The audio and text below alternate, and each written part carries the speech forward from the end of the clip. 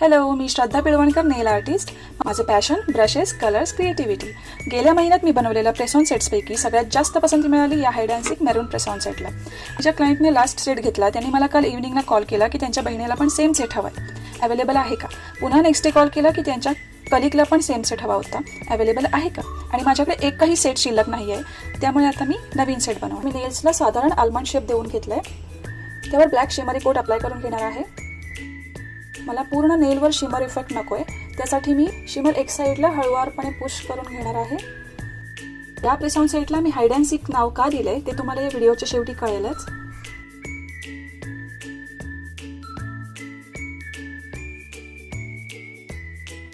So असा या नेलला look आलाय. यावर आपण रेड कलर कोड करून घेणार आहोत. बाकीचे नेल्स पण मी अशा पद्धतीने रेडी करून घेतले. आता इंडेक्स फिंगर नेल, तेच बोट जे लोकांच्या चुका दाखवण्यासाठी पुढे पुढे असतात. या नेलच्या टॉपला मी थोडंसं ग्लिटर लावून घेणार आहे. ग्लिटरची क्वांटिटी खूप जास्त आलेली आहे, नाही मी कंजूस नाहीये.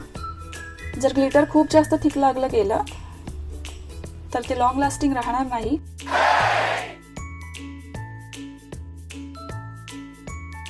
अशा पद्धतीने तयार होईल.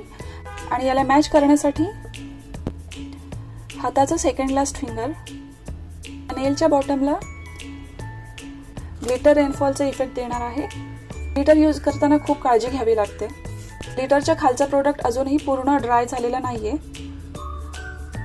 आणि ग्लिटर जर जास्त खाली ड्रॅग झालं तर पूर्ण प्रोसेस परत करावी लागेल.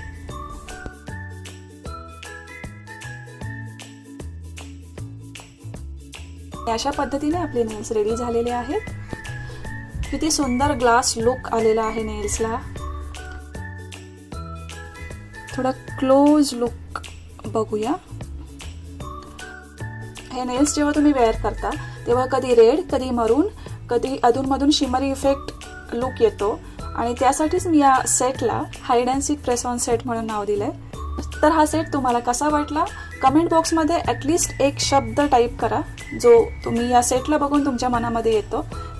सो हा सेट तुम्हाला कसा वाटला कमेंट बॉक्समध्ये प्लीज फीडबॅक द्या. आणि मला खरंच जाणून घ्यायला आवडेल की या सेटसाठी तुम्ही किती पे कराल. Thanks for watching.